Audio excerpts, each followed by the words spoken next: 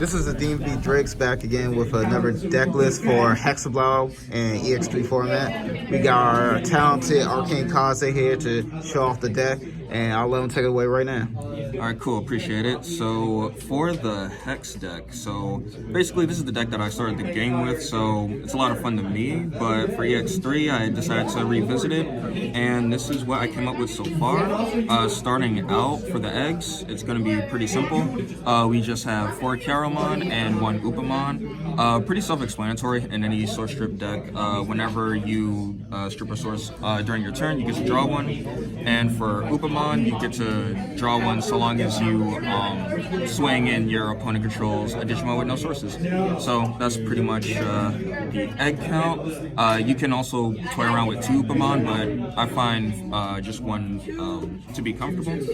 For the rookies, since this is EX3, definitely went with 4 Snow Agumon. The tax effect of having your opponent's Digivolution cost 1 more if they're digivolving with something with no source is pretty good, especially against decks like Mastamon, where they just have a black Gato out or regular Gatomon out, and they start the game with that, and then you just have this, and then they can't actually get the full Digivolution cost reduction because you have Snow Agu out, or at least Snow Agu out with a Digivolution over it.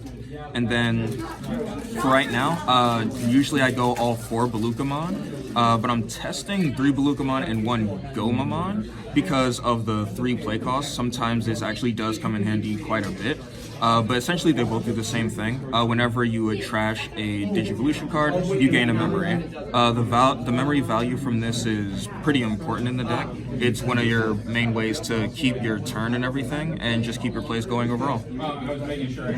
Next, we have 2 Madoki Betamons and 1 Syakomon. Basically, these are just the floodgates. Make sure your opponent can gain memory in tricky ways, and Syakomon is really good for Mastamon and Black War Gray whenever they try to reduce their Digivolution costs, so that's pretty much why that's there. And for right now, I'm also testing these Draw Demons. In this deck, a lot of Digimon are going to have Dragon or Sora in their traits, and so since I'm running one of Orbigmon, Vmon helps with that count while also keeping the cards drawing early game. Onto the champions. We have all 4 of the new Paildramon. And basically, what this card does when digivolving, you get to choose a Digivolution card and trash it from the source. Basically, unlike most other Digivolution cards in the past, you have to trash from either the bottom or the top, but EX3 has given us selective source strip. So if you're facing Black War Gray, for instance, you don't have to be forced to just trash the X antibody card that you can't trash. Rather, you can actually choose to trash the Greymon X to get rid of its protection, or if in next format with Black War Gray X, you can actually trash the Black War Greymon underneath. So this is very useful, and it actually has the same inheritable as Snow Agu, so that can stack very well. Next, we have 3 Kumamons. The when digivolving effect just allows you to trash something, and it's also a hybrid for game. So it has like a dual use in this deck. Just, self-explanatory is the reason why you would play hybrids in blue. And then we have 2 Leomons and 2 Corgimons to round out the champions. Leomon, probably my favorite blue champion. It's a blocker so long as you have a Tamer. When it dies, you gain 2 and draw a card. And, even though this is a Hex deck and ideally you want to just make sure your opponents can't swing, you will run into scenarios where you will need a blocker, and why not have a blocker that can gain you value? And Corgimon, like I said, I'm playing Dorpic in the deck, and it has a dragon in its traits, and when it checks out of security, you could draw 2 just to make sure that, you could get out of bricks and things like that pretty well. For the level 5s, where I'm experimenting with just 4 Majiramons and 3 of the EX3 Chris Paildramon. Essentially, Majiramon allows you to trash from the top, which is really good, but the main thing is that when you attack with it, and it's in your sources, if your opponent has no Digimon with Digivolution cards, you can unsuspend it. And this works in two ways. If your opponent has Digimon on the field and there's no sources, of course you can unsuspend, but because it says has no Digimon, even if your opponent controls no Digimon at all, literally, you can still unsuspend with it. And then Crisp Peltramon, essentially when digivolving, it has a Howling Memory Boost type of effect. You get to trash 2 Digivolution cards and then stun anything with no sources. Thing that differentiates it from Howling Memory Boost is that, like Peltramon, it's selective source strip, so you can choose any 2 Digivolution cards and trash them. So basically, next set I'm actually gonna see if I can tech this card in other blue decks, because that selective source strip is very useful. It gets around X Anti-Buy, like I mentioned before, and can get rid of key pieces that aren't at the top or bottom of your opponent's sources. Lastly, just to round out the ultimates, playing one of the old Crisp Peltramon, just because every once in a while you definitely want to trash one of each from all the sources. However, the extra security attack could also come in clutch, and the same way it came in clutch for me today during our locals. Alright, for the ultimates, as much as I would love to play 4 Hexeblaumon, I'm only going 3 for now, simply because of deck space. Hexeblaumon, for those of you who don't remember or who are new to the game, whenever Hex attacks, you can trash 2 Digivolution cards from the bottom of one of your opponent's sources, and then if your opponent has at least 1 Digimon with no sources at all, it gains jamming. But the main thing about Hexeblaumon is that all turns, all of your opponent's Digimon with no Digivolution cards cannot attack or block. This is kind of like a permanent Sorai, except it also disallows people to block, and is definitely a really good card so long as your opponent has Digimon in play that you can trash the sources of, because then they're just sitting there on board and they're not able to attack or block. In terms of the other supporting megas, we have Azulongmon and Dorbic. Azulongmon is here as a one-of because when it digivolves, it has a similar effect to Crisp Peltramon, where it trashes 1 underneath all of your Digimon. However, like the other 4 Sovereigns, it gains a memory for a certain effect. In Azulongmon's case, you gain 1 memory for every single Digimon that your opponent controls with no sources. In addition, it gains a extra security attack for each Digimon your opponents control with no sources. Azulong's a really good finisher, especially if it can end up just clearing the rest of the security and you get hybrid per game. However, we also have Dorbicmon, teched in as a one-of. This card is insanely fun because most of the cards in the deck have the requirements for Dorbic, and so most of the time you can play him down for 3 with 5 sources underneath, and he has Rush.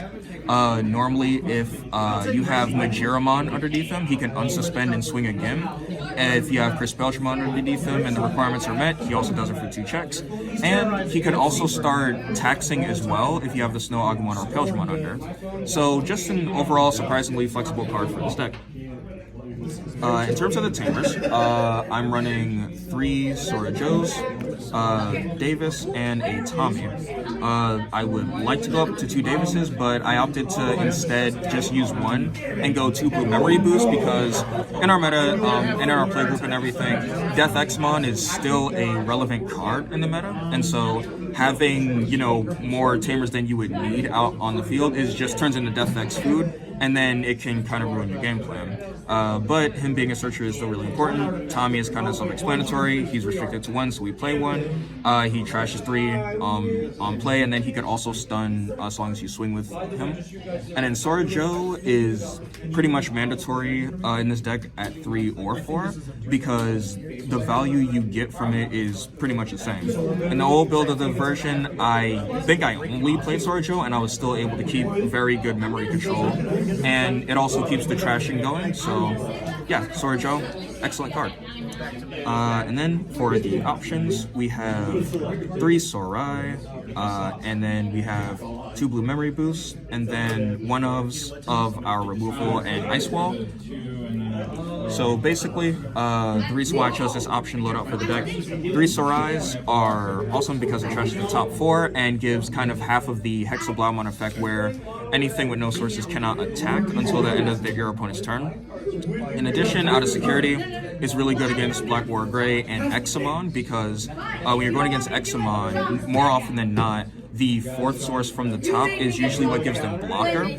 And then in Black War Gray, it's pretty much self-explanatory. It gets rid of their protection and everything. Blue Memory Boost is here, not just for the memory, but for the search in lieu of Davis, because, again, I just didn't want to fuel the opponent's Death X. Ice Wall's restricted at 1, and that's pretty much self-explanatory. Whenever they swing, they lose 2 memory. And then we have the 2 removal options. So normally I would like to just run Absolute Blast, because when you play it for 6 memory, it could trash one Digivolution card from the bottom of the sources and bottom deck something. Bottom decking is really powerful, even more so than bouncing things to hand. But the reason why I went one of each is purely because of Melga. More oftentimes than not, when Melga swings and everything, it'll have X antibody and I can't trash anything, and it'll have more sources than that afterwards, so I can't bottom deck it. But what I can do is bounce it to hand to stop the checks early on. But yeah, that is pretty much the deck. Absolute Blast, love it. Really good against Grandis as well if they don't have X anybody in the source. And that is essentially the Hex deck in a nutshell. Some of the changes that I am definitely thinking about are moving around the champion line, maybe going a little more of the hybrid route and combining the 2 strategies. And of course, you can never go wrong with a Blitz Omni, especially since you have red and blue megas within this deck. So yeah, that is the Hex Dorpic deck. All right, thanks, man. So what's some of the matchups that you feel like the deck does good against and worse against? So in terms of matchups, kind of like I said, when it comes to Melga, the matchup is okay so long as they don't have X antibody. The moment they do get X antibody, it sucks. They do still get hindered by Sorai and everything, but you can surprise them with Dorbic, because once they're check stop and if they don't go into the level 6, you can actually pop the level 5, but it is still a losing matchup. But in terms of what I feel comfortable against, this deck definitely feels comfortable against Mastamon. You get to tax their Digivolution cost with the Peltramon and the Crisp Peltramon, and of course whenever they're playing Chaos Mode, Lucamon and everything, that's more things without sources that's fueling your deck. And then in the end game, Azulongmon just absolutely bodies them. So long as they don't have a Chaos Degrading Security, you're good. Examon goes very 50-50. Even just today, I fought an Examon player, and the types of plays that we had to do in order to hinder each other were insane. You need to, I think the Crisp Peltramon and Peltramon are very important in that matchup, because you get to select which sources to trash. So if you trash their big Breaktramon, they can no longer trash security for free, trash the Slayer Dramon source, and they can't force you to swing.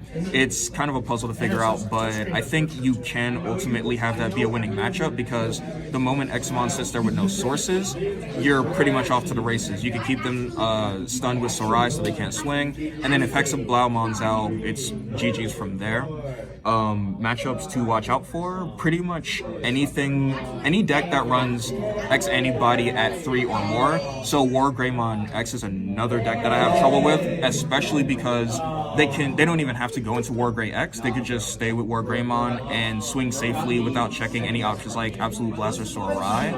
And then last but not least, I think in the Hydrolord matchup, if they do not know how to play against the deck, they can possibly lose easier than you might think, because Sorai can trash all the sources under Bloomlord, and there could be a lot of things that end up being stunned, especially because if you tech in things like Innocence Blizzard, or if you go up more Crisp Peltramons, they'll just have a wide board with no sources, and you're just free to do whatever you want.